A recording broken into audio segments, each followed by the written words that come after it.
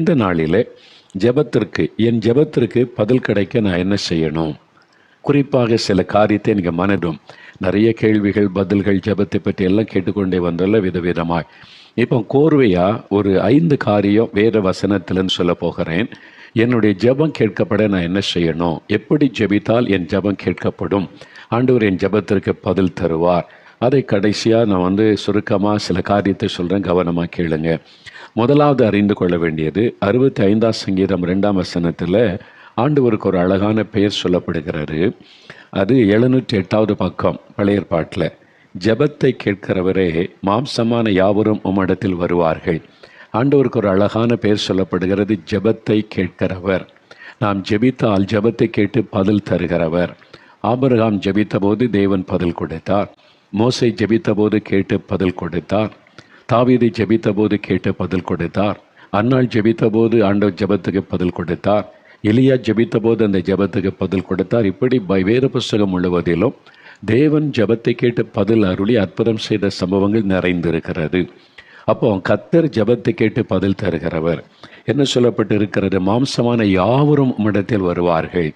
நீங்கள் யாராயிருந்தாலும், என்ன மதம், என்ன மொழி, எதுவாக இருந்தாலும் இயேசுவனிடத்தில் வந்து ஜெபிக்கும் போது நீ என்ன மதம், நீ என்ன மொழி, நீ என்ன இனம், அதில் கேட்க மாட்டார். மாம்சமான யாவரும், நீங்கள் யாராக இருந்தாலும் இயேசுவனிடத்தில் வந்து ஜெபித்தால் அந்த ஜெபத்திற்கு பதில் தருவார். ஆனால் நாம் ஜெபிக்கும் போது கவனிக்க வேண்டிய சில முக்கியமான 5 காரியம் இருக்கிறது. இதில் நம்ம கரெக்டாக கவனித்து ஜெபிச்சிட்டோன்னா அற்புதத்தை ஆண்டவரிடத்திலிருந்து பெற்றுக்கொள்ள முடியும். என்ன காரியம் அது அப்படின்னு நினைக்கிறீங்களா? முதலாவது காரியம் 66வது சங்கீதம் 18வது வசனத்தில் அங்கே ஒரு தேவ மனிதர் ஒரு அருமையான காரியம் சொல்லுகிறார். என் இருதயத்தில் அக்கிரம சிந்தை கொண்டிருந்தேனேயானால் ஆண்டவர் எனக்கு செவி கொடுக்க மாட்டார், என் ஜெபத்தை கேட்கவும் மாட்டார், பதில் தரவும் மாட்டார் என்று அனுபவத்தோடு எழுதுகிறார். அப்போ தேவன் நம்முடைய ஜெபத்தை கேட்டு பதில் தர வேண்டுமானால் அவர் முதலாவது எதை கவனிக்கிறார்? நம்முடைய வாயிலிருந்து புறப்படுகிற அடுக்குமொழி ஜெபத்தை அல்ல, அழகான வார்த்தைகளை அல்ல, ஜெபம் பண்ணுகிற நம்முடைய இருதயத்தை அவர் கவனிப்பார். உங்களுடைய இருதயம் எப்படி இருக்கிறது? இருதயம் தேவனோடு கூட பொருந்தி சரியாக இருந்தால்தான் ஜெபம் கேட்கப்படும், பதிலை நம்ம பெற்றுக்கொள்ள முடியும். இருதயத்தில் பாவத்தை வைத்துக்கொண்டு அக்கிரமத்தை வைத்துக்கொண்டு நானும் பக்தியாக ஜெபிக்கிறேன், இயேசு மேலே எனக்கு ரொம்ப பக்தி இருக்குது, அன்பு இருக்குது, ஆண்டவரே இயேசுவை அற்புதம் செய்யணும்னா அவர் பதில் கொடுக்க மாட்டார். பாவிகளுக்கு தேவன் செவி கொடுப்பது இல்லை என்று வேதத்தில் பார்க்கிறோம். ஏன் அவர் இருதயத்தை பார்க்கிறார்? அந்த இருதயம் பரிசுத்தமாக கரெக்டாக இருந்தாதான் தேவனோடு கூட நம்முடைய இருதயம் ஐக்கியப்பட முடியும். அப்போ தான் தேவனுடைய பிரசன்னத்தை உணர முடியும். ஜெபத்திற்கு ரொம்ப முக்கியமானது தேவனுடைய பிரசன்னம். அவருடைய பிரசன்னத்தை நம்ம உணரும் பொழுது தான் அவர் நம்ம கூட இருக்கிறார், பக்கத்தில் இருக்கிறார், என் ஜெபத்தை கேட்கிறார் என்பதை உணர முடியும். அவர் பதில் கொடுக்கிறதையும் பெற்றுக்கொள்ள முடியும். அப்போ தேவ பிரசன்னத்தை தடைப்படுத்துகிற காரியம் என்னவென்றால், இருதயம் பாவத்தினால் கரைப்படும் போது தேவனுடைய பிரசன்னம் தடைப்படும், தேவனுடைய முகம் மறைக்கப்படும். ஆண்டவரே சொல்லுகிறார், உங்கள் ஜெபத்துக்கு பதில் கொடுக்க நான் ஆயத்தமாக இருக்கிறேன், உன்னோடு பேசுவதற்கு ஆயத்தமாக இருக்கிறேன். உங்களுடைய அக்கிரமங்கள், உங்கள் பாவங்கள், உங்களுடைய மீறுதல்களே நான் உங்களுக்கு செவி கொடுக்க கூடாதபடி என் முகத்தை உங்களுக்கு மறைக்கிறது என்று ஆண்டவர் சொல்லுகிறார். அப்போ தேவனுடைய முகத்தை நமக்கு மறைக்கிற ஒரு காரியம் நம்முடைய மீறுதல்கள், பாவங்கள் என்று வேதம் சொல்லுகிறாரு. அதனால தான் ஒரு மனிதன் ஜெபம் பண்ண வரும்போது பாவத்தோடு இருந்து கொண்டு ஜெபம் பண்ணினால் ஆண்டவர் ஜெபத்தை கேட்க மாட்டார், பதில் தர மாட்டார். பாவத்தை விட்டு மனம் திரும்பி இயேசுவின் இரத்தத்தினால் இருதயம் கழுவப்பட்ட ஒரு அனுபவத்தை பெற்று நாங்கள் ஜெபிக்கும் போது அந்த ஜெபத்திற்கு பதில் உண்டாகும். ஏனென்றால் மனுஷனுடைய இருதயம் எப்படி இருக்கு தெரியுமா? வேறு புஸ்தகத்தில் இயேசு சொல்லுகிறார், மார்க்கு 7ஆம் அதிகாரம் 21 முதல் நீங்கள் வாசித்து பார்த்தால் மனிதனுடைய இருதயத்திற்குள்ளிருந்து என்னெல்லாம் இருக்குது பாருங்க. மார்க் 7:21 இயேசுதான் மனுஷனுடைய இருதயத்தை தெளிவாய் காண்பித்தவர். என்ன அந்த மனுஷனுடைய இருதயம் இருக்குது, அது எரேமியா 17ஆம் அதிகாரம் 9ஆம் வசனத்தில் பைபிளில் எழுதியிருக்கு. மனுஷனுடைய இருதயம் திருக்குள்ளதும் மகா கேடு உள்ளதுமாக இருக்கிறது. இது எப்போ எப்படி மாறும்னு சொல்ல முடியாது. அதனால் இந்த இருதயத்தை குறித்து தான் நம்ம கவனமாக இருக்கணும். அப்படி அந்த இருதயத்துக்குள்ளே என்ன இருக்குது? இயேசு சொல்லுகிறார், மனுஷனுடைய இருதயத்துக்குள்ளிருந்து பொல்லாத சிந்தனைகளும் விபச்சாரங்களும் வேசித்தனங்களும் கொலைபாதகங்களும் களவுகளும் பொருளாசைகளும் துஷ்டத்தனங்களும் கபடும் காமவிகாரமும் வன்கண்ணும் தூஷணமும் பெருமையும் மதிகேடும் புறப்பட்டு வரும். பொல்லாங்கானவைகளாகிய இவைகளெல்லாம் உள்ளத்திலிருந்து புறப்பட்டு மனுஷனை தீட்டுப்படுத்தும். அப்போ ஆண்டவர் இயேசுகிட்ட ஒரு மனிதன் ஒரு விண்ணப்பத்தோடு வரும்போது ஆண்டவர் அவனுடைய வெளி பக்தியை பார்ப்பது இல்லை. சிலர் பார்த்தீங்களா, ரொம்ப பக்தியாக சாமி கும்பிடுறது என்ன, பக்தியின் அடையாளத்தை தரித்து கொள்வது என்ன, சாஷ்டாங்கமெல்லாம் விழுவாங்க, உருண்டு பரண்டு சாமி கும்பிடுவாங்க. ஆனால் இங்கே அடுத்த ஆளை ஏமாற்றிக்கிட்டு இருப்பான், அடுத்த ஆளை வஞ்சித்து கொண்டிருப்பாங்க, அடுத்தவங்க பொருளை ஏமாற்றி எடுத்து கொண்டிருப்பாங்க, அடுத்தவங்களை பற்றி பேசி கொண்டிருப்பாங்க. உள்ளத்தில் வஞ்சம், உள்ளத்தில் பெருமை, பொறாமை, இச்சைகள் இதெல்லாம் வச்சுக்கிட்டு எவ்வளோ பக்தியாய் நம்ம கடவுளை தேடினாலும் ஆண்டவர் இந்த வெளி பக்தியை பார்த்து ஏமாந்து போகிறவர் அல்ல. உங்கள் ஜபத்துக்கு ஆண்டவர் கேட்டு பதில் தரணும். ஆனால் இருதயம் சுத்தமாக இருக்கணும். சுத்த இருதயம் உள்ளவர்களுக்கு தேவன் நல்லவராக இருக்கிறார். என் இருதயத்தில் இவ்வளோ பாவம் இருக்குது, பெருமை, பொறாமை, எரிச்சல், இச்சைகள், கோபம், வைராக்கியெல்லாம் இருக்குது. இதை எப்படி மாற்றுறது, எப்படி கிளீன் பண்ணுறது தெரியலையே. வேதத்தில் இருக்குது, இயேசு கிறிஸ்துவின் ரத்தம் சகல பாவங்களை நீக்க நம்மை சுத்திகரிக்கும். வேதத்தில் 1 யோவான் 1:7 இருக்குது. அதுக்கு நான் என்ன பண்ணணும்? அவருடைய ரத்தம் எங்கே கிடைக்கும்? அந்த ரத்தம் இப்போ எங்கேயும் கிடைக்காது. சிலுவையில் அவர் சிந்தின ரத்தம் அது வல்லமையுள்ள பரிசுத்தமுள்ள ரத்தம். அதை விசுவாசித்து எனக்காக என் பாவத்தை போக்க சிலுவையில் இயேசு ரத்தம் சிந்தினார்னு விசுவாசித்து, இயேசுவே உம்முடைய பரிசுத்தமுள்ள ரத்தத்தினால் என்னை கழுவும், என் இருதயம் பரிசுத்தமாக்கப்படணும், என் இருதயத்துக்குள்ள பாவம்லாம் இருக்குது, என்னை மன்னித்து உன் இருதயத்தினால் என்னை கழுவுங்கன்னு சொல்லி ஒப்பு கொடுத்து ஜெபிச்சிட்டாலே அவருடைய ரத்தம் நம்மை கழுவி சுத்திகரித்து விடும். கண்களால் அதை பார்க்க முடியாது, ஆனால் இருதயத்தில் உணர முடியும். அது எப்போ நடக்கும்? ஒரு மனிதன் தன் பாவத்தை உணர்ந்து மனம் திரும்பி பாவரிக்கை ஜெபம் செய்யும் போது. அப்போ உண்மையாக நான் பாவம் செய்துட்டேன், என் இருதயம் கரைப்பட்டு இருக்கு, ஆண்டவரை துக்கப்படுத்திட்டேன், ஆண்டவரே என்னை மன்னிக்கணும், நீ மனம் திரும்பி தன் பாவத்தை அறிக்கை செய்து விட்டு விடுகிறவன் இரக்கம் வருவான் என்று வசனம் சொல்லுது. ஆண்டவரிடத்தில் பாவத்தை ஒத்துக்கொண்டு அறிக்கையிட்டு ஆண்டவருடைய ரத்தம் நம்மை கழுவ இடம் கொடுத்துட்டா நம்முடைய இருதயத்தையோட ரத்தம் கழுவி சுத்திகரிக்கும். உள்ளத்தில் தெரியும் அந்த சந்தோஷம், ரட்சிப்பின் மகிழ்ச்சி, பாவமன்னிப்பின் மகிழ்ச்சி, அந்த பாவ கரைகள் நீங்கி ஒரு சுத்த இருதயத்தை நம்மால் உணர முடியும். அப்போது நீங்கள் இயேசுவே என்று சொல்லி அவருடைய பிரசன்னத்தில் ஜெபிக்க ஆரம்பிக்கும் அதோடைய பிரசன்னத்தை உணர முடியும். ஆண்டவர் உடனே ஜெபத்திற்கு பதில் தருவார். அப்போ முதலாவது நீங்கள் எப்போ ஜெபிக்க முழங்கால் படியிட்டாலும் உங்களுடைய இருதயம் தேவனோடு பொருந்தி இருக்குதா, சுத்த இருதயமாக இருக்குதா நீ பார்க்கணும். நம்ம மனிதர்கள், நம்ம பாவம் நிறைந்த உலகத்தில் இருக்கிறோம். அப்பப்போ இந்த சூழ்நிலைகள், கோபம், எரிச்சல், இச்சைகள் பாவத்தை கொண்டு உள்ளத்தை கரைப்படுத்தி விடும். அதனால தான் அனுதினமும் வேதம் வாசித்து காதமை ஜெபிக்கும் போது ஆண்டவருடைய ரத்தம் நம்மை கழுவ இடம் கொடுக்கணும்.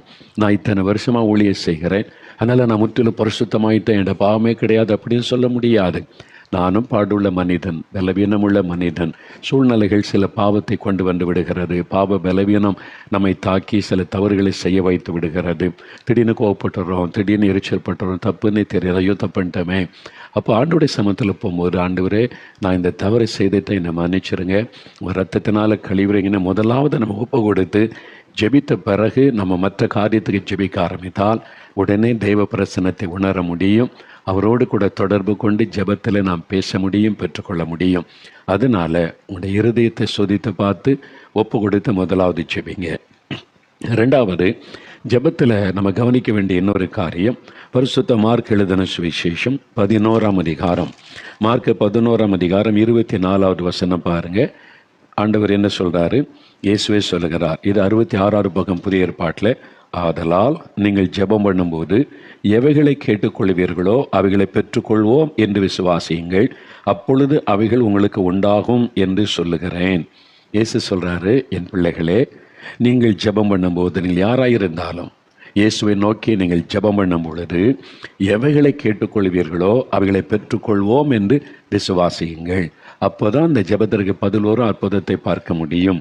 அப்போ ரெண்டாவது ஆண்டவர் எதிர்பார்ப்பது நம்முடைய விசுவாசத்தை எதிர்பார்க்கிறார். முதலாவது சுத்த இருதயம் இருக்கணும், ஆண்டவருக்கு நம்மளை தொடர்பு சரியாக இருக்கணும். ரெண்டாவது விசுவாசம். எபிரேயர் 11:6 வேறு சொல்லுது, விசுவாசம் இல்லாமல் தேவனுக்கு பிரியமாக இருப்பது கூடாத காரியம். தேவனிடத்தில் சேருகிறவர்கள் அவர் உண்டென்றும் தம்மை தேடுகிறவர்களுக்கு பலன் அளிக்கிறோர் என்றும் விசுவாசிக்க வேண்டும். நமக்குள்ள விசுவாசம் இல்லாட்டா தேவனை பிரியப்படுத்த முடியாது, சந்தோஷப்படுத்த முடியாது. அப்படி அர்த்தம் என்ன? நம்ம விசுவாசிக்காவிட்டால் நம்ம ஜெபம் கேட்கப்படாது, ஆண்டவர் பதில் கொடுக்க மாட்டார்.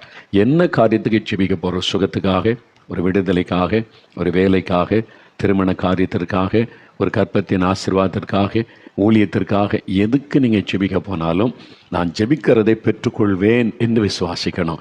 ஆண்டவர் எனக்கு தருவார், நான் அவரிடத்தில் பெற்றுக்கொள்வேன், என் ஜெபத்தை அவர் கவனிக்கிறார் என்று விசுவாசிக்க வேண்டும். இல்லை சும்மா ஜெபம் பண்ணி பார்ப்போமே, எல்லாரும் சொல்கிறாங்களே, அப்படி அல்ல. என் ஜெபத்தை அவர் கேட்கிறார், பதில் தருகிறார் என்று விசுவாசிக்க வேண்டும். விசுவாசிக்கும் போதுதான் ஆண்டவர் பதில் கொடுக்க முடியும், அற்புதம் செய்ய முடியும். மார்க் 11:23 சொல்லும் பொழுது, தன் இருதயத்தில் சந்தேகப்படாமல் விசுவாசித்தால் அவங்க கேட்டுக்கொண்டபடியே ஆகுமா.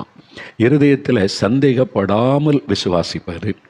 வேதத்தில் யாக்கோபு 1:6 தேவனிடத்தில் ஒரு காரியத்துக்காக நீங்கள் ஜெபிக்கிறீங்கன்னு வைத்துக்கொள்ளுங்க. ஒரு ஞானம் வேணும், படிப்பில் ஜெயம் வேண்டும், ஒரு ஆசீர்வாதம் வேணும், ஒரு குழந்தை வேணும், அல்லது வேலை வேணும், ஏதோ ஒரு காரியத்துக்காக தேவைக்காக ஜெபிக்கிறேன்னு வைத்துக்கொள்ளுங்க. பாருங்கள், யாக்கோபு 1:6 சொல்லுகிறது, 312 பக்கம் புதிய ஏற்பாட்டில், ஆனாலும் அவன் எவ்வளவாகிலும் சந்தேகப்படாமல் விசுவாசத்தோடே கேட்க கடவன். சந்தேகப்படுகிறவன் காற்றினால் அடிபட்டு அலைகிற கடலின் அலைக்கு ஒப்பாயிருக்கிறான். அப்படிப்பட்ட மனுஷன் தான் கர்த்தரிடத்தில் எதையாகிலும் பெறலாம் என்று நினையாதிருப்பானாக. அப்போ வசனம் சொல்லுது, எவ்வளவாகிலும் சந்தேகமே படாமல் ஆண்டவர் இயேசு என் ஜெபத்தை கேட்டு எனக்கு அற்புதம் செய்வார், இந்த காரியத்தில் அற்புதம் நடக்கும், சுகத்தை நான் பெற்றுக்கொள்வேன், விடுதலை பெற்றுக்கொள்வேன், இந்த ஆசீர்வாதம் நடக்கும்னு விசுவாசிக்கணும். கொஞ்சமும் சந்தேகப்படாதபடி விசுவாசிக்கணுமா? அப்படி இல்லாவிட்டால் சந்தேகப்படுகிறவன் தேவனிடத்தில் ஒன்றையுமே பெற்றுக்கொள்ள முடியாது என்பதாய் வேதம் சொல்லுகிறது. இதற்கு ஒரு உதாரணம் பாருங்கள். பரிசுத்த மார்க் எழுதின சுவிசேஷம் 9 வேத வசனத்தை எடுத்துக்கொள்ளுங்க. பரிசுத்த மார்க் எழுதின சுவிசேஷம் 9 ஒரு தகப்பன் இயேசுவனிடத்திலே வருகிறார். அவனுடைய மகன் கொடிய அசுத்தாவினால் பாதிக்கப்பட்டு அந்த அசுத்தாவி அவனை கொல்லும்படி போராடுகிறது. அப்போ அந்த தகப்பன் இயேசுவனிடத்திலே வருகிறார். அவனுடைய சீஷர்களால் துரத்தி விட முடியலை. அப்போ இயேசுவனிடத்தில் என்ன ஜெபிக்கிறார் பாருங்கள். 22 வசனம், மார்க் 9:22 61 பக்கம் புதிய ஏற்பாட்டில் பாருங்கள். இவனை கொல்லும்படிக்கு அந்த அசுத்தாவி அவனை தீயிலும் தண்ணீரிலும் தள்ளிற்று. ஆண்டவரே இயேசுவே, நீர் ஏதாகிலும் செய்யக்கூடுமானால் எங்கள் மேல் மனது இறங்கி எங்களுக்கு உதவி செய்ய வேண்டும் என்றான். இயேசுவை தேடி வந்தான். இப்போ இயேசுகிட்ட ஒரு விண்ணப்பம் பண்ணுகிறான். ஆனால் அந்த விண்ணப்பம் பண்ணி முடித்த உடனே இயேசு உடனே அற்புதம் செய்யவில்லை. இயேசு சொல்லுகிறார், இயேசு அவனை நோக்கி, நீ விசுவாசிக்க கூடுமானால் ஆகும், விசுவாசிக்கிறவனுக்கு எல்லாம் கூடும். இப்போ ஆண்டவர் என்றார், அவரை தேடி நிறைய பேர் வரும்போது, நீ விசுவாசித்தபடி உனக்கு கடவது, உன் விசுவாசத்தின்படியே உனக்கு ஆகும் அப்படி சொன்ன உடனே அற்புதம் நடந்துவிடும். ஆனால் இங்கே ஆண்டவர் சொல்கிறார், நீ விசுவாசிக்க கூடுமானால் ஆகும், விசுவாசிக்கிறவனுக்கு தான் எல்லாம் கூடும். அப்போ என்ன அர்த்தம்? நீ விசுவாசிக்கலை, உன்னுடைய முழு இருதயத்தோடு விசுவாசிக்கலை, உன் ஜெபம் சரியில்லை. அப்போ அந்த ஜெபத்தை கவனிங்களேன். உடனே அந்த தகப்பன் அடுத்த வசனத்தில், உடனே பிள்ளையின் தகப்பன், விசுவாசிக்கிறேன் ஆண்டவரே, என் அவிசுவாசம் நீங்கும்படி உதவி செய்யும் என்று கண்ணீரோடே சத்தமிட்டு சொன்னான். அப்போ அவனுக்குள்ள ஒரு அவிசுவாசம் இருந்தது. ஒரு முழுமையான விசுவாசம் இல்லை, ஒரு சந்தேகம், இரு மனம் அப்படி காணப்படும். எல்லாரும் சொல்கிறாங்க, இயேசுகிட்ட கொண்டு போனால் பிள்ளை சுகமாயிரும்னு. சரி பார்ப்போமே, எங்கெங்கேயோ போனோம், எத்தனை ஆஸ்பத்திரி பார்த்தோம், யாரையாட்டு போனோம் சரியில்லை, சரி இயேசுகிட்டே போய் பார்க்கலாமே அப்படின்னு தான் வந்திருக்கிறாங்க. ஆனால் இவன் வரும்பொழுது அந்த ஜெபத்திலே கவனிங்களேன், என்ன சொல்கிறாரு? நீர் ஏதாகிலும் செய்யக்கூடுமானால் எங்கள் மேல் மனது இறங்கி எங்களுக்கு உதவி செய்ய வேண்டும். அப்படின்னு என்ன அர்த்தம்? உங்களை தேடி வந்திருக்கிறோம், நீங்கள் ஏதாவது செய்ய முடிஞ்சால் செய்யுங்க.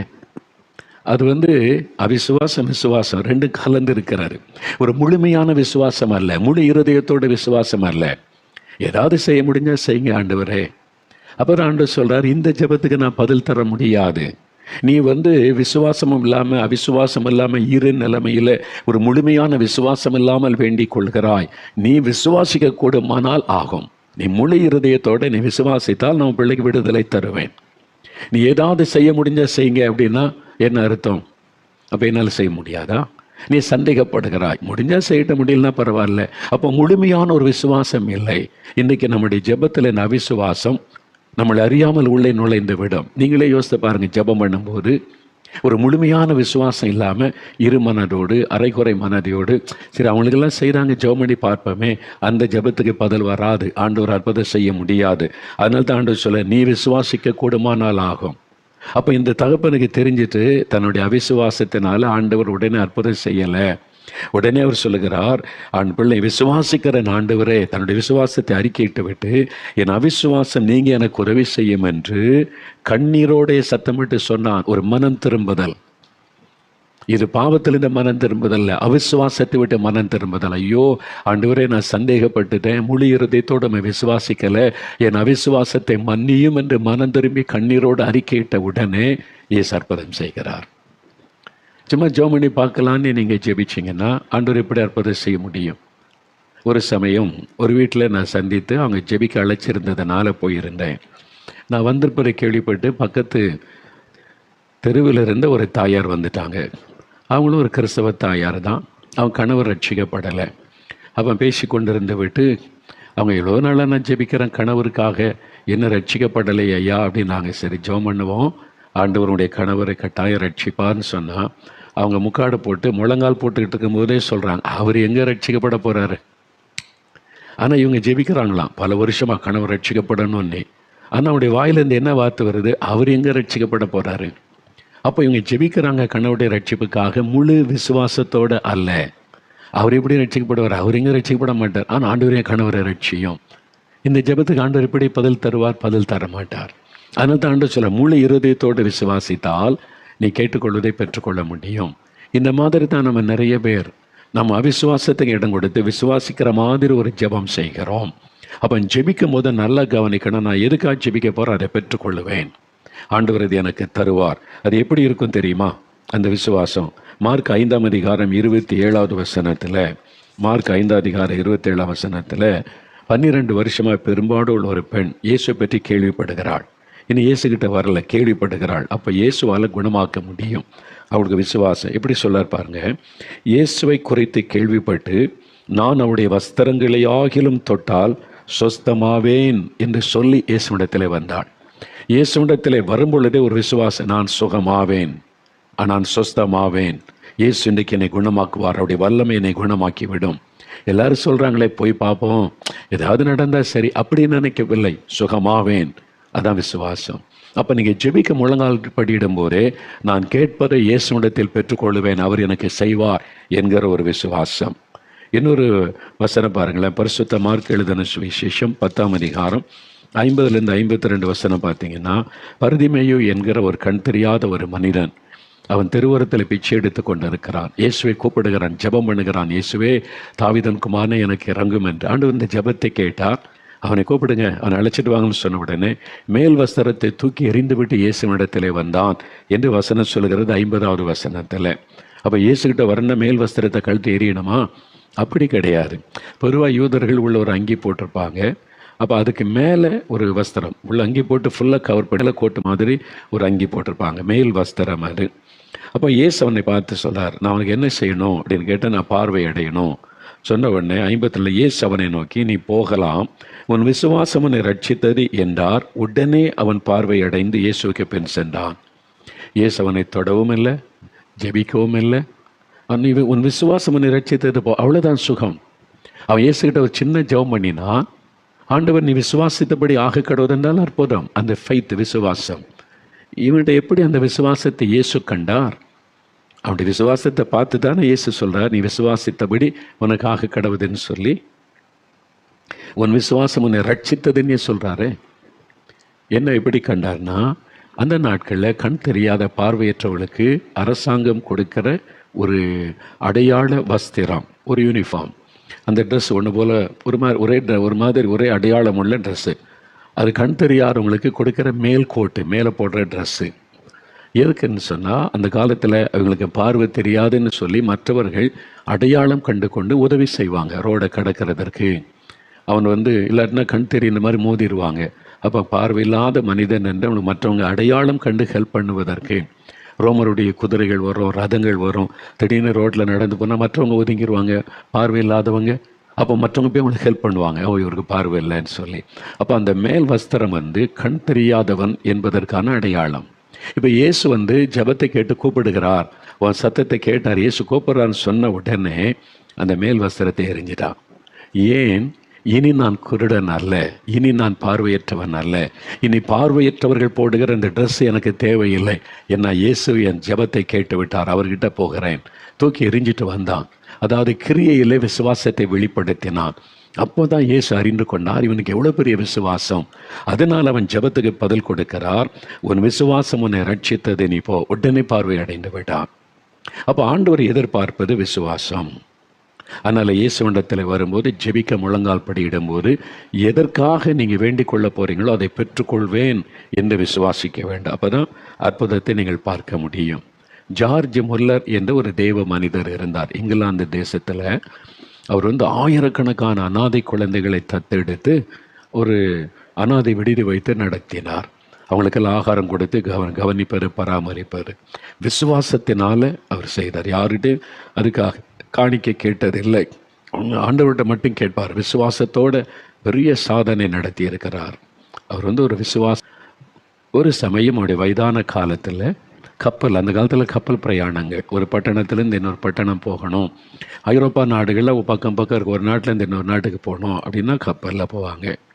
அப்போ இவரும் ஜார்ஜ் முல்லர் ஒரு சமயம் ஒரு கூட்டம் ஒழுங்கு பண்ணியிருந்தாங்க ஒரு பட்டணத்தில். நோட்டீஸ்லாம் அடித்து விளம்பரம்லாம் பண்ணிட்டாங்க அந்த காலத்துக்கு ஏற்றபடி. அப்போ இவரும் புறப்பட்டு கப்பலில் பிரயாணப்பட்டு போகிறார். போகிற வழியில் திடீர்னு நடுக்கடலில் கப்பல் நின்று விட்டார். என்னதுன்னு பார்க்குறாங்க, எல்லாம் கப்பல் அசைய முடியல, நின்று விட்டார்.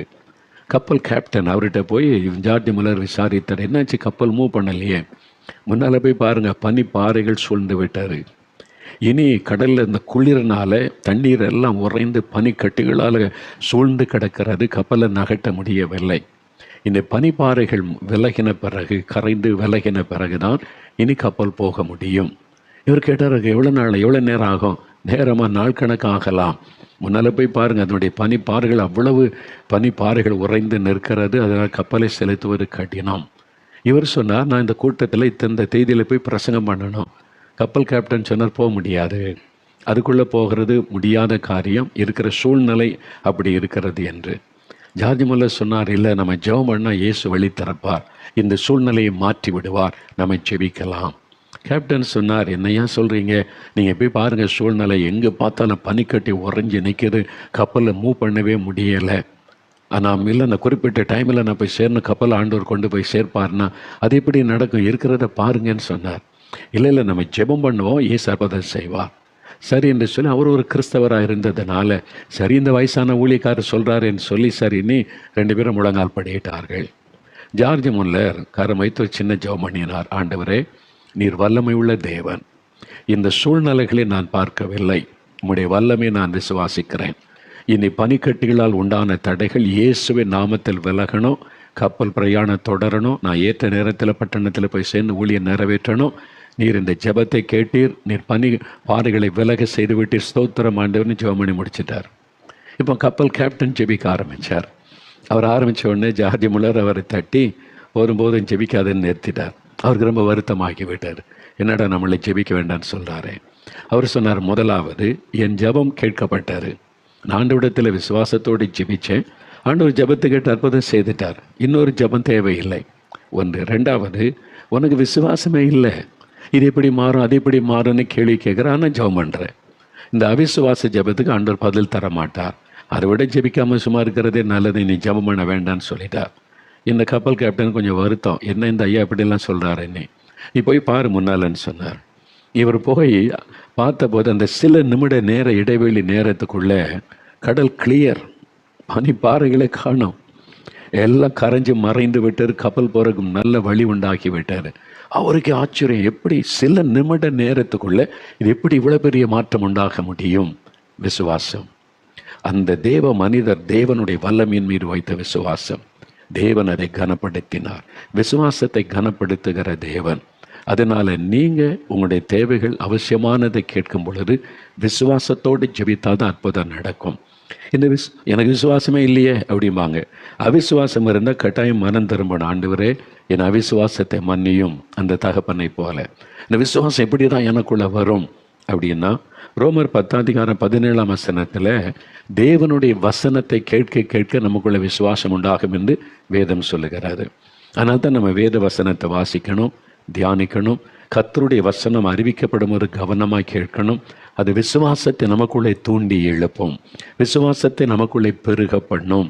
அதனால் எப்பொழுதும் நீங்கள் வேதத்தை தியானித்து ஜெபிக்கிற பழக்கம் உள்ளவர்களாக இருக்க வேண்டும். அப்போ விசுவாசம், இன்னும் விசுவாசம் இல்லாமல் எதையுமே ஆண்டவரிடத்தில் பெற்றுக்கொள்ள முடியாது. எப்போ நீங்கள் ஜெபித்தாலும், எதற்காக ஜெபித்தாலும் அதை குறித்து ஒரு திட்டமான விசுவாசம் உங்களுக்குள்ள இருக்கணும். சரி, மூன்றாவது ஜெபத்தின் சமயத்தில் கவனிக்க வேண்டிய இன்னொரு காரியம் என்னென்னா, மார்க் 11:11-25-26 பாருங்கள். அப்போ 24 ஜெபம் பண்ணும்போது விசுவாசத்தோடு ஜெபிக்கணும்னு ஆண்டவர் சொல்லிட்டார். அடுத்த வசனத்தில், நீங்கள் நின்று ஜெபம் பண்ணும்போது ஒருவன் பேரில் உங்களுக்கு யாதொரு குறை உண்டாயிருக்குமானால் பரலோகத்தில் இருக்கிற உங்கள் பிதா உங்கள் தப்பிதங்களை உங்களுக்கு மன்னிக்கும்படி அந்த குறையை அவனுக்கு மன்னியுங்கள். நீங்கள் மன்னியாதிருப்பீர்களானால் பரமபிதாவும் உங்கள் தப்பிதங்களை மன்னியாதிருப்பார். அப்போ இயேசுவே சொல்கிறார், நீங்கள் நின்று ஜெபம் பண்ணும்போது, ஜெபிக்கும் போது கவனிக்க வேண்டிய இன்னொரு காரியம், யார் மீதாவது வருத்தம் இருக்குதா, யார் மீதாவது கசப்பு இருக்குதா, யார் மீதாவது எனக்கு ஒரு வேதனை இருக்குதா என்று சொல்கிறார். அதாவது ஒருவன் பேரில் உங்களுக்கு யாதொரு குறை உண்டாயிருந்தாலும், உங்கள் வீட்டுக்குள்ளே கூட இருக்கலாம், கணவர் சொன்ன வார்த்தையினால் வருத்தம், மனைவியனுடைய நடக்கினால துக்கத்தை உண்டாக்கிட்டா, அல்லது மாமியார், மருமகள், பெற்றோர், பிள்ளைகள், சொந்தங்கள், பந்தங்கள் யாரோ ஒருத்தர் உங்களை துக்கப்படுத்திட்டாங்க, காயப்படுத்திட்டாங்க. அவங்கள குறித்த ஒரு வருத்தம், இந்த ஆள் இப்படி பண்ணிட்டாரே, இவங்க இப்படி என்ன பேசிட்டாங்களே, அவங்கள குறித்த ஒரு வருத்தம் அப்படி கசப்பாக வெறுப்பாய் மாறுகிறது. அவங்கள பார்த்தாலே பிடிக்கலை, அவங்கள்ட்ட அன்பாக பேச முடியல, முகத்தை திருப்பி கொண்டு போயிடுறீங்க. அப்போ அவங்கள குறித்த வருத்தம் உள்ளத்திலே வந்து விட்டார். உங்கள் சபையில் இருக்கலாம், இப்போதான் சபையில் அரசியலாம் பண்ணுறாங்கல்ல, அதில் இவர் எனக்கு ஆப்போசிட்டு, இவங்க எனக்கு ஆப்போசிட், எனக்கு ஓட்டு போடல ஒரு வருத்தம். யாரோ பேசின சில வார்த்தை, வேலை செய்கிற இடத்துல மேல் அதிகாரியினுடைய வார்த்தைகள், பிஸ்னஸ் பண்ணுற இடத்துல, ஊழியம் செய்கிற இடத்துல யாரோ ஒருத்தரால் நீங்கள் காயப்பட்டு, வருத்தப்படுத்தப்பட்டு, வேதனைப்படுத்தி, அவமானப்படுத்தப்பட்டு இருக்கலாம். அவங்களுக்கு குறித்த வருத்த உள்ளத்தில் இருக்கலாம். ஆண்டவர் சொல்கிறாரு, உன் இருதயத்தில் அந்த கசப்பு என்கிற வேர், மற்றவங்க மேலே ஒரு வருத்தம் என்கிற துக்கம் இருந்தால், உன் ஜெபம் கேட்கப்படாத மகளே, ஜெபம் கேட்கப்படாத மகனே, அதனால் என்ன பண்ணுறது, மன்னிச்சிரு அன்று சொல்ல. முதல்ல மன்னிச்சிரு. அவங்க உங்களை துக்கப்படுத்திட்டாங்க, அவங்க தப்பு தான் பண்ணாங்க, உங்களை வேதனை தான் படுத்தினாங்க, அவங்க செய்த தப்பு தான். ஆனால் ஆண்டு சொல்ல, மன்னிச்சிரு, அவங்கள மனப்பூர்வமாக நீங்கள் மன்னிச்சிருங்க. ஆண்டவரே, என்னை காயப்படுத்தினாங்க, துக்கப்படுத்தினாங்க, அவமானப்படுத்தினாங்க, ஆனாலும் நான் மனப்பூர்வமாக அவர்களை இயேசுவின் நாமத்தில் மன்னிக்கிறேன். என் இருதயத்தில் இந்த வருத்தத்தை எடுத்து போடும், அந்த கசப்பை எடுத்து போடும், தேவ அன்பினால் நிரப்பும். மன்னிக்கிற இருதயம் எப்போ வரும்? இயேசுடைய அன்பு நம்முடைய உள்ளத்தில் ஊற்றப்பட்டால். என்னால் அவர் தான் மன்னிப்புக்கு உதாரணம். சிலுவையில் அவமானப்படுத்தப்பட்டு, நிந்திக்கப்பட்டு, அவர் அறையப்பட்ட ரத்தம் சிந்தப்பட்டு கொண்டிருக்கும் போது கூட, பிதாவே இவர்களுக்கு மன்னியும். அவங்க யாரும் மன்னிப்பு கேட்கலை, ஆனால் இவர் மன்னியும் என்று சொல்லுகிறார். சிலர் சொல்லுவாங்க, அவங்க மன்னிப்பு கேட்டால் நான் மன்னிச்சிடுறேன். இல்லை, அவங்க மன்னிப்பே கேட்காட்டாலும் நீங்கள் மனப்பூர்வமாக மன்னிச்சிட்டிங்கன்னா உங்கள் இருதயம் சுத்தமாயிரும். உங்கள் இருதயத்தில் கசப்பு இருக்காரு, உங்கள் இருதயம் ஃப்ரீ ஆயிருமா, நீங்கள் தேவனோட ஈஸியாக கனெக்ட் பண்ணி அவரோட பேசி அற்புதத்தை பெற முடியும். இல்லாவிட்டால் உங்களுக்கு தான் நஷ்டம். ஏன்னா உங்களுடைய உள்ளத்தில் கசப்பும் இருப்போம், தேவனோட உள்ள ஐக்கியத்தை அதை தடை செய்து விடும். உங்கள் ஜெபத்துக்கு தான் பதில் வராமல் போய்விடும். இயேசுவே சொல்லுகிறார், நீங்கள் நின்று ஜெபம் பண்ணும்போது யார் மீதாவது வருத்தம் இருக்குதா, உள்ளத்தில் கசப்பு இருக்குதா, அவங்க உங்களை துக்கப்படுத்திட்டாங்களான்னு சொல்கிறாரு, மனப்பூர்வமாக மன்னிச்சிருங்க. சிலர்கிட்ட மன்னிப்பு கேட்க வேண்டியது வரும். சிலரை நீங்கள் மன்னிக்கணும், சிலர் உங்களால் பாதிக்கப்பட்டிருப்பாங்கல்ல, அப்படி மன்னிப்பு கேட்டிங்கன்னா உடனே ஆண்டவர் பதில் தருவார். நான் ஏற்கனவே சொன்னது தான், இன்னொரு முறை சொன்னால் அவங்களுடைய உள்ளத்தில் ஆழமாய் பதியும். என்னுடைய ஊழியத்தின் ஆரம்ப காலத்தில் ஒரு நான் போன சபையில், அந்த சபையில் இருந்த ஒரு முக்கியமான நபர் என்னை குறித்து இல்லாத போலெல்லாம் பேசி விட்டார். நான் சொல்லாததை சொன்னதா, செய்யாததை பொய்யான காரியம். அவர் பேசி சபையிலெல்லாம் அந்த செய்தி, இப்போ உட்காந்து வீடியோவில் பேசிகிட்டு இருக்காங்கல்ல, இப்போ யூடியூப்பில் உட்காந்து பேசிகிட்டே இருக்கிறான், பொய்யான காரியத்தை எல்லாம் சொல்லி பரப்பி அது மூலமாக பணம் சம்பாதிக்க. சிலருக்கு அது சந்தோஷம், இல்லாத பொல்லாத செய்தி சொல்லி அதில் சந்தோஷப்படுவார். அது மாதிரி இல்லாத பொல்லாத பேசுகிறோம், மனசில் வருத்தம். அப்போ எப்படி இவர் என்னை பற்றி இப்படி பேசலாம், இல்லை பொய்யான காரியத்தை பேசி என்னை வேதனைப்படுத்தி எல்லாருக்கும் மத்தியில் அவமானப்படுத்திட்டாங்களேன்னு துக்கம். ஆனால் சர்ச்சுக்கு போனால் அவரை பார்த்து நானும் தோத்திரம் போடுவேன் ஐயான்னு அவரும் தோத்திரம் போட்டு கொள்வார். வெளியில் தான் தோத்திரம், உள்ளத்தில் கசப்பு, அவரை குறித்த வருத்தம். ஒரு சமயம் அந்த மாதிரி சூழ்நிலையில் ஒரு கூட்டத்தில் பிரசங்கம் பண்ணி நான் அழைத்திருந்தார்கள். நான் வழக்கம் உபவாசம் பண்ணி பகலெல்லாம் ஜெபம் செய்து ஆண்டவர் என்ன செய்தி சொல்லுகிறாரோ அதை போய் சொல்லுவார். அப்போ தெய்வ சமூகத்தில் உபவாசத்தோடு காத்திருந்து ஜெபிக்கிறேன். இன்றைக்கி மாலையில் கூட்டத்தில் நான் பிரசங்கம் பண்ணணும், நான் என்ன செய்தி கொடுக்கணும், ஆண்டவரை என்னோட பேசுங்க அப்படின்னு சொல்லி காத்திருக்கிறேன். ஆண்டவருடைய முகமே எனக்கு மறைக்கப்பட்டு போச்சுது. அவருடைய பிரசன்னத்தை உணர முடியல, அவருடைய முகத்தை பார்க்க முடியல. அதனால் எனக்குள்ளே தடுமாற்றம். அதனால் பாட்டு பாடி பார்க்குறேன், துதிச்சு பார்க்குறேன், ஜெபித்து பார்க்குறேன். 1 மணி நேரமாகி விட்டது. தேவ பிரசன்னத்தை உணர முடியலை. அவருடைய பிரசன்னத்துக்குள்ளே நுழையாட்ட என்னால் ஜெபிக்கவே முடியாது. சும்மா பேருக்காக ஜெபிச்சிட்டு வருவதல்ல, அவரை உணர்ந்து ஜெபிக்கணும். அவர் பக்கத்தில் இருக்கிறார், என் ஜெபத்தை கேட்கிறார், பதில் தருவார் என்ற ஒரு எக்ஸ்பீரியன்ஸோடு ஜெபிச்சாதான் அந்த ஜெபம் வல்லமை உள்ளது, பதில் வரும். எனக்கு அப்படி தான் ஜெபம் பண்ணி பழக்கம். அவருடைய பிரசன்னத்தை உணராட்டா எப்படி ஜெபம் பண்ணி அது பிரயோஜனம் இல்லையே. அப்போ அவருடைய பிரசன்னத்தை உணர முடியலை. 1 மணி நேரம் கடந்து விட்டது. எனக்குள்ள தடுமாற்றம், கலக்கம் வந்தது.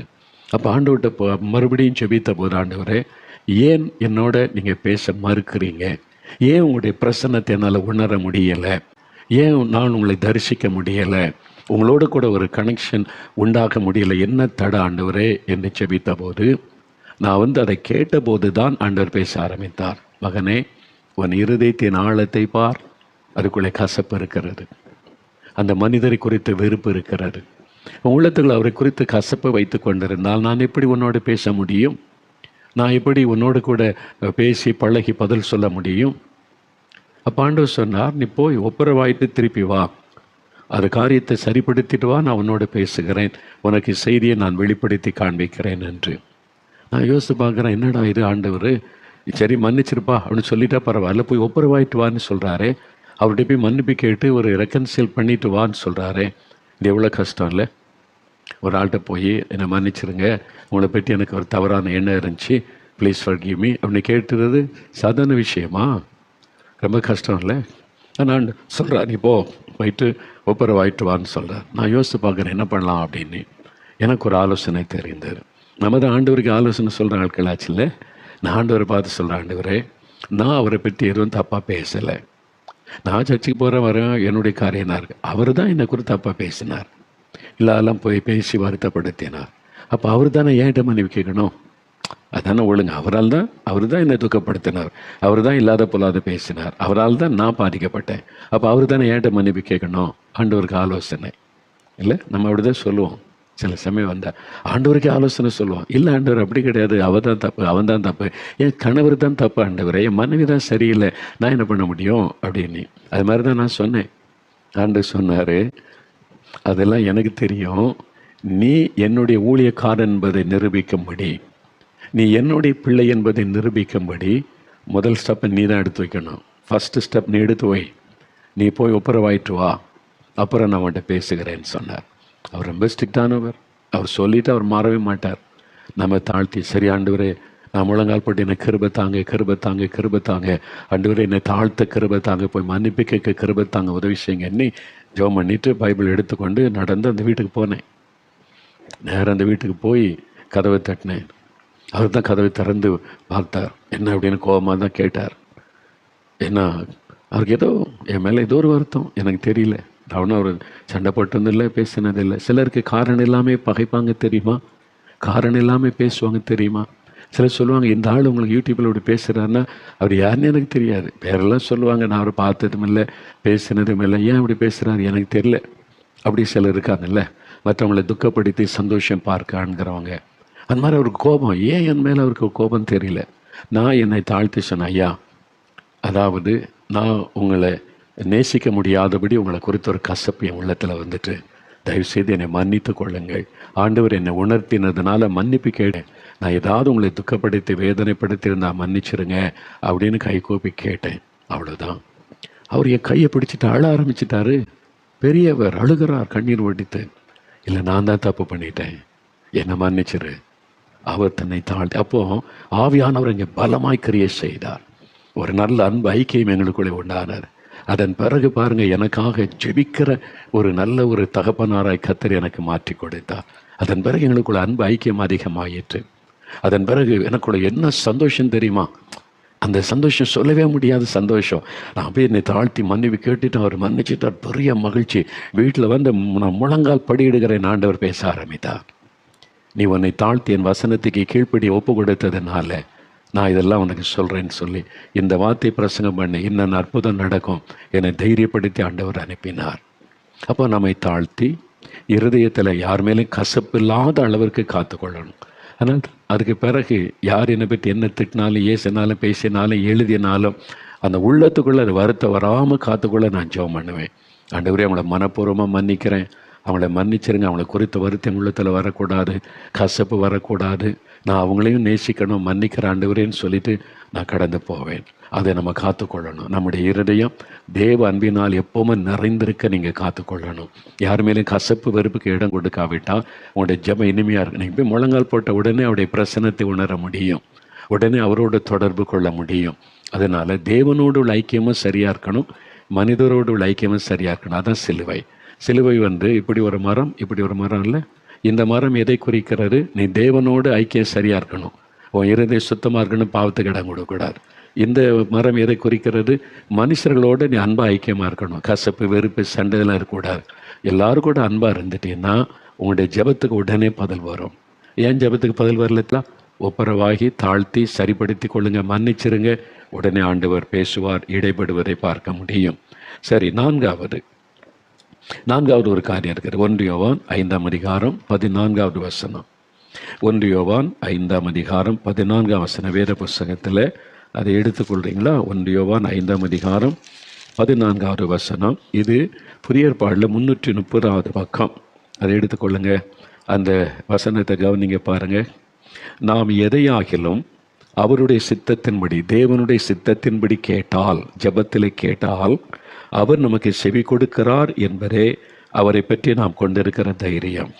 அப்போ ஆண்டவரிடத்தில் வரும்போது நாம் எதை கேட்டாலும் அவருடைய சித்தத்தின்படி கேட்டால் அந்த ஜெபத்திற்கு பதில் வரும்.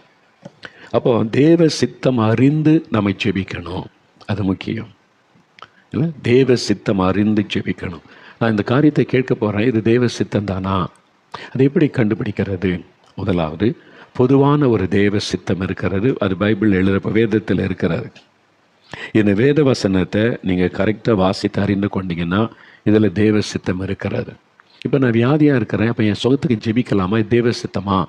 சிலர் வந்து சொல்லுவாங்க, நான் வியாதியாக இருக்கிற சுகத்துக்காக ஜெபிக்கிற தேவ சித்தமானா நீங்கள் எப்படி அறியலாம்? வேத புஸ்தகத்தில் பரிசுத்த மத்தேயு 8ஆம் அதிகாரத்தில் தொழுநோயினால் பாதிக்கப்பட்ட ஒரு மனிதர் இயேசுவிடத்திலே வருகிறார். அவன் வந்து, ஆண்டவரே இயேசுவே, உமக்கு சித்தமானால் என்னை சுத்தமாக்குமால் ஆகும்.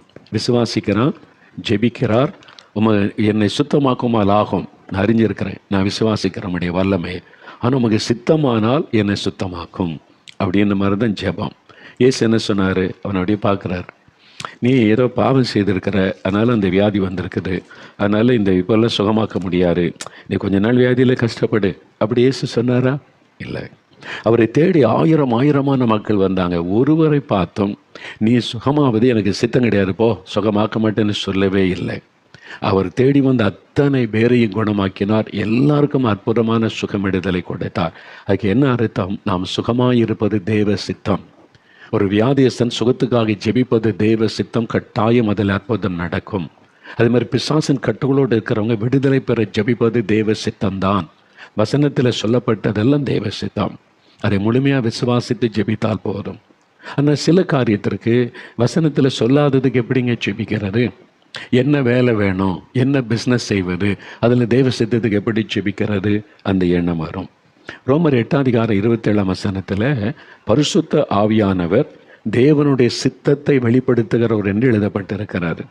அதில் யோவான் 16:13 வரப்போகிற காரியத்தை நமக்கு தெளிவாக அறிவிக்கிறவர் பரிசுத்த ஆவியானவர் என்று எழுதப்பட்டிருக்கிறது.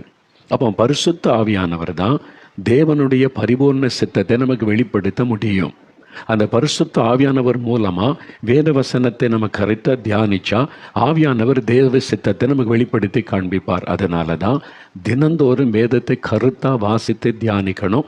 பரிசுத்த ஆவியானுடைய உதவியோடு நீங்கள் வசனத்தை தியானிச்சாதான் அதனுடைய உண்மையான அர்த்தமும் அதனுடைய தெளிவும் நம்ம அறிந்து கொள்ள முடியும். அப்போ அதன் மூலமாக தேவ சித்தம் என்னதென்பதை புரிந்து கொள்ள முடியும். அதனால நீங்கள் பரிசுத்த ஆவிக்குள்ளே நிறைந்திருக்கணும். அது மாத்திரம் இல்லை, சில காரியத்திற்கு பைபிளில் எழுதப்படலை, உனக்கு என்ன வேலை அப்படின்னு ஏதாவது எழுதியிருக்குதா, பிஸ்னஸை குறித்து வேலை பற்றி, அதெல்லாம் இல்லை. அப்போ அதுக்கு நீங்கள் ஜெபிக்கும்போது, அதற்காக ஜெபிக்கும்போது பரிசுத்த ஆவியினுடைய உதவியை நாட வேண்டும். நீங்கள் பரிசுத்த ஆவிக்குள்ளே நிறைந்து ஜெபிக்கும்போது ஆவியானவர் பிதாவின் சித்தத்தை தெளிவாக நமக்கு வெளிப்படுத்தி காண்பிப்பார். இப்போ நான் ஒரு காரியத்துக்கு ஜெபிக்கணும், உதாரணம் ஒரு ஊழிய அழைப்பு வருது, 4-5 அழைப்பு வருது, நான் எந்த இடத்துக்கு போனோம், எப்படி போனோம், அது ஆண்டவருக்கு முன்னால் வைத்து முழு இருதயத்தோட எந்த விதமான விருப்பத்துக்கு இடம் கொடுக்காம இந்த ஊருக்கு போனோம் அப்படின்னு விரும்பி ஜெபிச்சா அது தேவ சித்த மாதிரியே தெரிய ஆரம்பிச்சிடும். இந்த நாட்டுக்கு போனோம் அப்படின்னு நம்ம ஆசைப்பட்டுட்டா அது தேவ சித்த மாதிரியே தெரிய ஆரம்பிச்சிடும். அதுக்கு இடம் கொடுக்கக்கூடாது.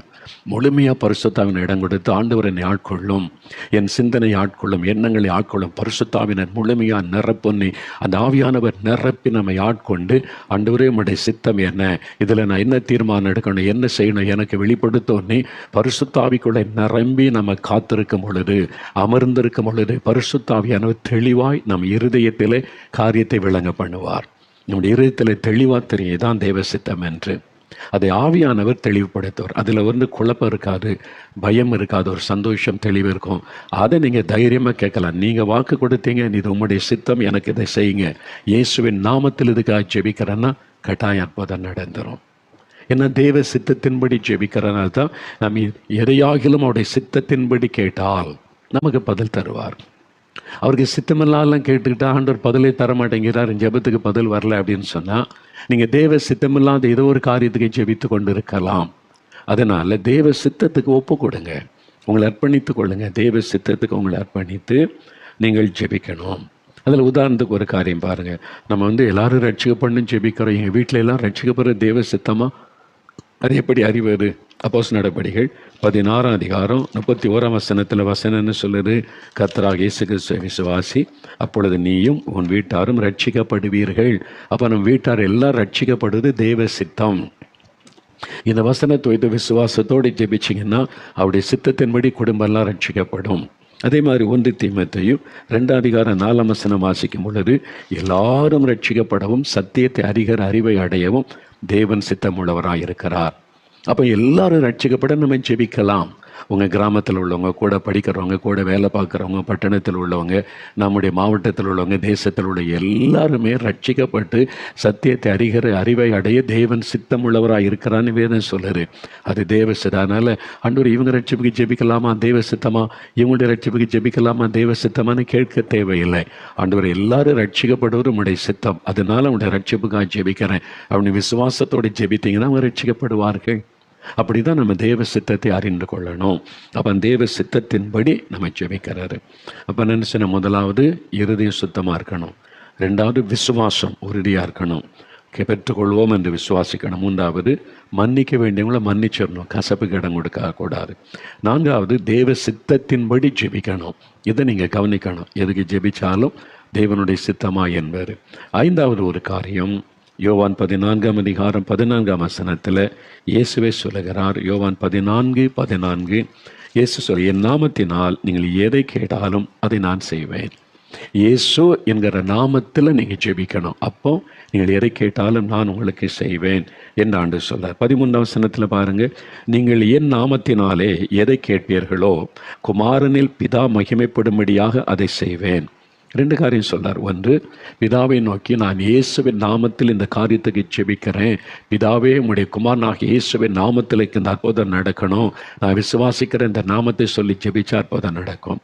இன்னொன்று, என் நாமத்தினாலே நீங்கள் எதை கேட்டாலும் நான் அதை செய்வேன் அப்படின்னா, இயேசுவே எனக்கு இதை செய்யும், இயேசுவே எனக்கு இந்த அற்புதம் நடக்கணும், இயேசுவே எனக்கு சுகம் உண்டாகணும், இயேசுவே என் குழந்தைக்கு அற்புதம் நடக்கணும், இயேசுன்ற நாமத்தை சொல்லி இயேசு கிறிஸ்துவின் நாமத்தில் விடுதலை உண்டாகணும்.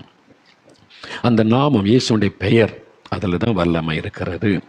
அதனால் எப்போ ஜெபம் பண்ணாலும் பொதுவாக கடவுளே ஆண்டவரே நீ முடிக்கூடாது, இயேசு கிறிஸ்துடைய பெயரை சொல்லும் பொழுது தான் அந்த ஜெபத்தில் வல்லமை, ஜெபத்திற்கு பதில் உண்டாகும்.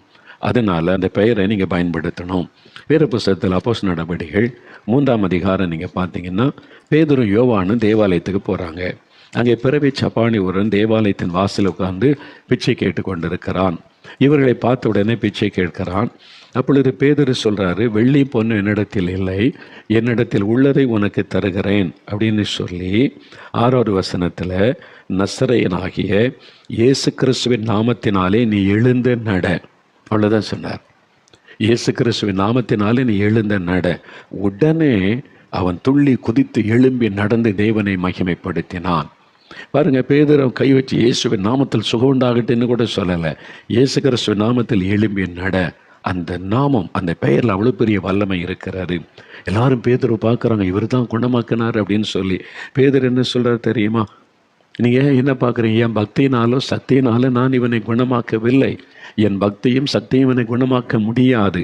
இயேசு கிறிஸ்துவின் நாமம் 16ஆம் வசனத்தில் இயேசு கிறிஸ்துவின் நாமத்தை பற்றும் விசுவாசத்தினாலே அவருடைய நாமமே நீங்கள் அறிந்திருக்கிற இவனை பலப்படுத்தினது. இயேசு கிறிஸ்துவனுடைய பெயரை சொல்லும் போது தான் இந்த அற்புதம் நடைபெற்றது. அந்த பெயரில் தான் அற்புதம், அந்த நாமத்தில் தான் அற்புதம் என்பதாக அவர் சொல்லுவதை பார்க்கிறோம். அப்போ உங்களுக்கு சுகம் வேணும்னா இயேசு கிறிஸ்துவின் நாமத்தில் எனக்கு சுகம் உண்டாகட்டும், இயேசு கிறிஸ்துவின் நாமத்தில் என் குழந்தைக்கு சுகம் உண்டாகட்டும். அந்த பெயரை சொல்லும்போது என்ன நடக்கிறது? அந்த பெயரை உடைய இயேசு கிறிஸ்து தான் உங்களுக்காக சிலுவையிலே தன்னை பலியாய் கொடுத்தார். நோய்களை சுமந்தார், அவர் பாவங்களை சுமந்தார், சாபங்களை சுமந்தார், சிலுவையில் எல்லாவற்றையும் சுமந்து முடித்து பரிகாரத்தை உண்டாக்கி இருக்கிறார். அந்த மரித்த உயிர்த்தெழுந்த இயேசுவின் நாமத்தில் அற்புதம் நடக்கணும்னு கேட்கும்போது அந்த பெயரை சொல்லும் பொழுது தான் அங்கே அற்புதம் நடக்கிறது. அப்போ நீங்கள் ஜெபம் பண்ணும்போது அந்த இயேசு கிறிஸ்துன்ற நாமத்தை, பெயரை நீங்கள் அழுத்தமாக சொல்ல வேண்டும்.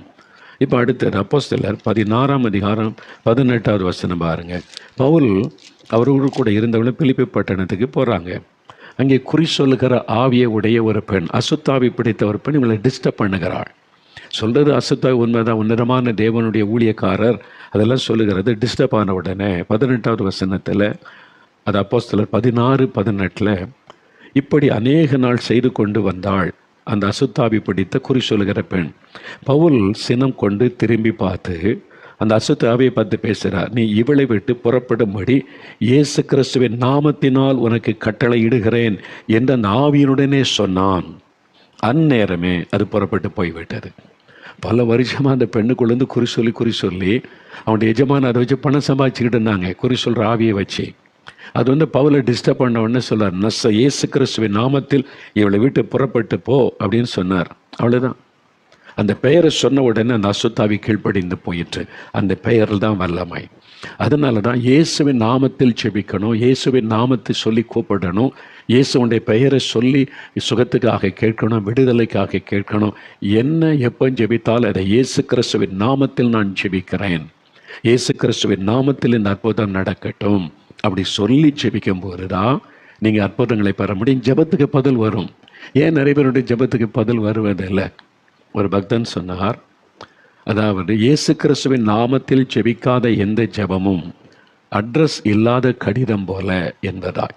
உதாரணத்துக்கு நீங்கள் ஒரு 10 பக்கத்துக்கு லெட்டர் எழுதுறீங்க, ஒரு ஊழி எனக்கே எழுதுறீங்க, ஊழியக்காரனுக்கு எல்லாத்தையும் சொல்லிடலாம், நமக்காக ஜெபம் பண்ணுவாங்கன்னு இருதயத்தையே கொட்டி மணிக்கணக்காக உட்காந்து அப்படியே எழுதுறீங்க. எழுதி உங்களுடைய உள்ளத்திலலாம் சொல்லி ஊழியக்காரருக்கு தெரியப்படுத்திடுவோம், நமக்காக அவங்க ஜெபம் பண்ணுவாங்க, நமக்கு பதிலாக அனுப்புவாங்கன்னு சொல்லி ஒரு சில மணி நேரம் செலவு பண்ணி 10-15 பக்கம் எழுதி சிலர் இப்படி எழுதுவாங்க. எக்ஸாம் பேப்பருக்குள்ள பெரிய ஷீட், அதில் 10-15 பக்கம்லாம் எழுதி பெரிய கவருக்குள்ளே வச்சு கடிதம் வரும். அவங்க உள்ளத்தில் உள்ளதெல்லாம் கொட்டி எழுதியிருப்பாங்க, அவங்க சரித்திரத்தை சிலர் எழுதியிருப்பாங்க. பாவம் அதெல்லாம் அவங்க மனம் விட்டு போய் சொல்லி எழுதிட்டா அவங்களுக்கு ஒரு சந்தோஷம், நிம்மதி. ஒரு ஊழியக்காரன்ட்ட சொல்லிட்டா கடவுள்கிட்ட சொன்ன மாதிரின்னு அவங்க நினச்சி எழுதுவாங்க. அந்த மாதிரி ஒருத்தர் எழுதுகிறாங்க, 10-15 பக்கம் எழுதி கவருக்குள்ளே வச்சு அதை ஒட்டி போஸ்ட் ஆஃபீஸில் கொண்டு போடுறாங்க. உள்ளுக்குள்ளே கடிதம் மோகன் சிலாசரஸுக்கு அப்படின்னு சொல்லி இதெல்லாம் எழுதியிருக்கிறேன்னு சொல்லி அவங்க போஸ்ட் ஆஃபீஸில் போய் ஸ்டாம்பெல்லாம் ஒட்டி போட்டாச்சு. ஆனால் அட்ரஸ் எழுதலை, மோகன்லாசஸுடைய அட்ரஸ் எழுதலை, முகவரியே எழுதலை. ஆனால் கடிதம் கரெக்டாக அவருக்கு தான் எழுதப்பட்டது, பெயர் சொல்லி எழுதியிருக்குது, கவருக்குள்ளே வச்சுருக்குது, ஸ்டாம்பெல்லாம் ஒட்டியாச்சு, போஸ்ட் ஆஃபீஸில் போட்டாச்சு. 5 நாள் ஆச்சு, 10 நாள் ஆச்சு, பதிலே வரல. ஏன்னா இவர் நமக்கு பதிலே சொல்ல, நம்முடைய கடிதத்துக்கு பதிலே சொல்ல. நான் இவ்வளோ பெரிய கடிதம் எழுதினேன், கண்ணீரோடு எழுதினேன், என் இருதயத்தை கொட்டி எழுதினேன், பதிலே வரல. எப்படி வரும்? ஏன்னா அட்ரஸ் இல்லை. மோகன்லாசஸ் அட்ரஸ் இருந்தால் தானே அவருக்கு போய் அந்த கடிதம் கிடைக்கும். கடிதம் கிடைச்சா தானே பதில் தர முடியும். அதே மாதிரி தான் இயேசு கிறிஸ்துவின் நாமத்தில் ஜெபிக்காத எந்த ஜெபமும் பரலோகத்துக்கு போகாது, ஆண்டவருடைய பிரசன்னத்தில் போகாது, அந்த ஜெபத்துக்கு பதில் வராது. அப்போ இயேசு கிறிஸ்துவின் நாமத்தில் நான் ஜெபிக்கிறேன், இயேசு கிறிஸ்துவின் நாமத்தில் ஜெபிக்கிறேன் பிதாவே, இயேசுவே அப்படின்னு அவருடைய பெயரை சொல்லி கூப்பிட்டு பிரார்த்தனை செய்வார். அப்போ ரொம்ப முக்கியமான காரியம் இயேசுடைய பெயரை சொல்லி ஜெபிக்கிறது. ஏன்னு சொன்னால் அவர் தானே சிலுவையில் நமக்காக பாவம், சாபம், வியாதி, வேதனை, கஷ்டம், கவலை, கண்ணீர், நெருக்கம், தோஷங்கள் எல்லாத்தையும் சுமந்து முடிச்சிட்டார்.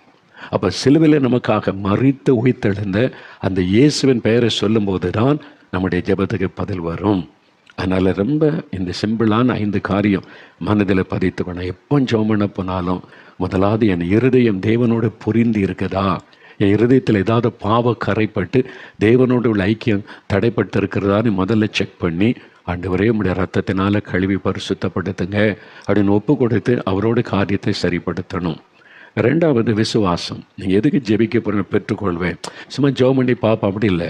உறுதியாக விசுவாசம், நான் ஜெபிக்கிற ஆண்டு ஒரு அற்புதம் செய்வார், எனக்காக வழி திறக்கப்படும், எனக்காக ஒரு அற்புதம் நடக்கும், இயேசு செய்வார், உறுதியான விசுவாசத்தோட. அடுத்தது ஏதாவது கசப்பு, யார் மீதாவது வெறுப்பு இருந்தால் அதை உடனே நீங்கள் சரிப்படுத்தி கொள்ளணும், அவங்கள மன்னிக்கணும். ஒருவேளை தூரத்தில் இருக்காங்க, உடனே பார்க்க முடியாதுன்னா முடிஞ்சால் ஃபோன் பண்ணி கூட நீங்கள் பேசி மன்னிப்பு கேட்கலாம். இல்லை நேரில் போய் பேசுகிற விதண்டவாதம் ஏதாவது பேசி மறுபடியும் பிரச்சனை உண்டாக்கிடுவாங்கன்னு சொன்னாச்சு, அவர் கடிதம் எழுதி அவங்களுக்கு நீங்கள் போட்டு மன்னிப்பு கேட்கலாம், மன்னிப்பை தெரியப்படுத்தலாம். ஆவியானவர் தெளிவாக சொல்லி நீ போய் அவங்களோட ஒப்புரவாக நீ பேசினால், அப்படிப்பட்டவன்கிட்ட போய் நீங்கள் ஒப்புரவாகி பேசி ஐக்கியப்பட்டு கொள்ளுங்க. எல்லாரோடையும் போய் ஐக்கியப்பட விட மாட்டார். சிலரை மன்னிக்க சொல்லுவார், சிலரோடு ஐக்கியப்பட சொல்லுவார். அதை நீங்கள் அறிந்து ஆவியானவரோடு இணைந்து நீங்கள் செயல்படணும். அப்போ சிலரை மன்னிக்கணும், சிலரோடு கூட மன்னிப்பு கேட்கணும். அவ்வளோதான் ஆண்டவர் சொல்லியிருக்கிறார். அடுத்தது தேவ சித்தம் அறிந்து ஜெபிக்கணும். நான் கேட்குறேன்னு இது தேவ சித்தமா, தேவனரை விரும்புவாரா, வேத வசனத்தின்படி தேவ சித்தம் தானா, அதை அறிந்து ஜெபிக்கணும். அடுத்தது இயேசுவின் நாமத்தில் ஜெபிக்கணும். அந்த ஜெபிக்கும் போது பரிசுத்தாவிக்குள்ளே நிரம்பி நீங்கள் ஜெபிக்கலாம். ஆவியானவருக்கு இடம் கொடுத்து ஆவில நிரம்பி ஜெபிக்கலாம். அந்த ஜெபத்துக்கு ஆண்டவர் இந்த காரியத்தை மனதில் வைத்து ஜெபிக்கும் போது அற்புதம் நடக்கும். புரிந்து கொண்டீங்களா? அப்போ ஜெபத்தை பற்றி என் ஜெபம் கேட்கப்படணும்னா சும்மா போய் ஆண்டவர்கிட்ட போய் என்ன கேட்டாலும் தந்துடுவார்னு அப்படியே போய் ஜெபிக்கிற அப்படின்னு இல்லை. இதெல்லாம் கவனிக்கணும். இதெல்லாம் வேத வசனம். ஏன் ஜெபத்துக்கு பதில் வரமாட்டேங்குது, இவ்வளோ ஜெபிச்சுட்டு என்னன்னா இதெல்லாம் செக் பண்ணுங்கள். செக் பாயிண்ட் எழுதி வைத்து கொண்டு இந்த வசனத்தை வைத்து உங்களை சோதித்து பார்த்து ஜெபிக்க. நான் ஜெபிக்கும் போது இதெல்லாம் கவனிப்பேன். இதெல்லாம் ஆண்டவர் எனக்கு கற்றுக் கொடுத்தாரு. இதெல்லாம் கவனித்து ஜெபிச்சாதான் ஜெபத்துக்கு பதில் வரும் என்று சொல்லி. சரியா? இப்போ ஜெபம் பண்ண போகிறோம். நல்ல ஒரு 2 நிமிஷம் டைம் தர்றேன். உங்களை சோதித்து பார்த்து என் இருதயத்தில் ஏதாவது பாவம் இருக்குதா, குறை இருக்குதா ஜெபிக்கணும். முடிந்தால் முழங்கால் பட்டி இட்டுக்கொள்ளுங்க, கண்களை மூடிக்கொள்ளுங்க. இருதயத்தில் ஏதாவது குறை இருக்குது, பாவம் இருக்குது, ஆண்டவருடைய பிரசனத்தை உணர முடியலன்னா இருதயத்தில் கை வைத்து, ஆண்டவரே இயேசுவே என் பாவத்தை மன்னிங்க, உங்கள் ரத்தத்தினால் என்னை கழுவுங்க, எனக்குள்ள கோபம், எரிச்சல், பகைகள், சண்டைகள் இந்த மாதிரிலாம் இருக்குது, என்னை மன்னிச்சிருங்கன்னு சொல்லி கேளுங்க. அன்றைக்கி யாரையாவது மன்னிக்கணுமான ஆண்டவரே அவங்களை குறித்த கசப்பு இருக்குது, வெறுப்பு இருக்குது, அந்த நான் மனப்பூர்வமாக மன்னிக்கிறேன், இனி அந்த கசப்புக்கு இடம் கொடுக்க மாட்டேன், என் உள்ளத்தை விட்டு கசப்பான வேற எடுத்து போடும் அப்படின்னு ஜெபம் பண்ணுங்க. நான் விசுவாசிக்கிறேன், இப்போ சுகத்துக்காக ஜெபிக்க போகிறேன், பெற்றுக்கொள்ள போகிறேன், நான் இந்த காரியத்துக்கு ஜெபிக்க போகிறேன், அற்புதம் நடக்கும், நான் விசுவாசிக்கிறேன்னு சொல்லுங்கள். இது உம்முடைய சித்தம் என்பதை நான் அறிந்து கொண்டேன், வசனத்தின் மூலமாய், ஆவியானவர் மூலமாய். அதனால நான் தைரியமாக ஜெபிக்கிறேன், இயேசு கிறிஸ்துவின் நாமத்தில் ஜெபிக்கிறேன். ஜெபிங்க ஜெபிங்க, வாய் திறந்து இயேசு கிறிஸ்துவின் நாமத்தில் இந்த காரியத்தில் அற்புதம் நடப்பதாக, சுகம் உண்டாவதாக, விடுதலை உண்டாவதாக, இயேசு கிறிஸ்துவின் நாமத்தில் வழி திறக்கப்படுவதாக. இப்பொழுது இப்பொழுது நசரேயனாகிய இயேசுவின் நாமத்தில் ஆண்டவரே, நான் ஜெபிக்கிற காரியத்தில் ஒரு அற்புதத்தை நான் எதிர்பார்க்கிறேன். என் ஜெபத்தை நீர் கவனமாய் கேட்கிறீர், என் ஜெபத்திற்கு பதில் தருகிறீர். நான் அதை விசுவாசித்து இயேசு கிறிஸ்துவின் நாமத்தில் நான் ஜெபிக்கிறேன். இந்த பொல்லாத வியாதி இயேசு கிறிஸ்துவின் நாமத்தில் விலகட்டும். இந்த பொல்லாத ஆவி இயேசு கிறிஸ்துவின் நாமத்தில் விலகி போகட்டும். இயேசு கிறிஸ்துவின் நாமத்தில் தடைகள் விலகி காரியங்கள் வாய்க்கட்டும். இயேசு கிறிஸ்துவின் நாமத்தில் கர்ப்பத்தின் ஆசீர்வாதம் உண்டாகட்டும். இயேசு கிறிஸ்துவின் நாமத்தில் என் குடும்பத்துக்குள்ளே சமாதானம், அன்பு, ஐக்கியம் உண்டாகட்டும். இயேசு கிறிஸ்துவின் நாமத்தில் எல்லாரும் ரட்சிக்கப்பட்டு என் குடும்பமே சாட்சியா நிற்கும்படியான ஆவிக்குரிய மாற்றம் உண்டாகட்டும். என்னுடைய வியாபாரம் இயேசுவின் நாமத்தில் ஆசீர்வதிக்கப்படட்டும். வேலையில உயர்வு இயேசுவின் நாமத்தில் உண்டாகட்டும். படிப்பில்லை வெற்றி இயேசு கிறிஸ்துவின் நாமத்தில் உண்டாக நான் ஜெபிக்கிறேன்.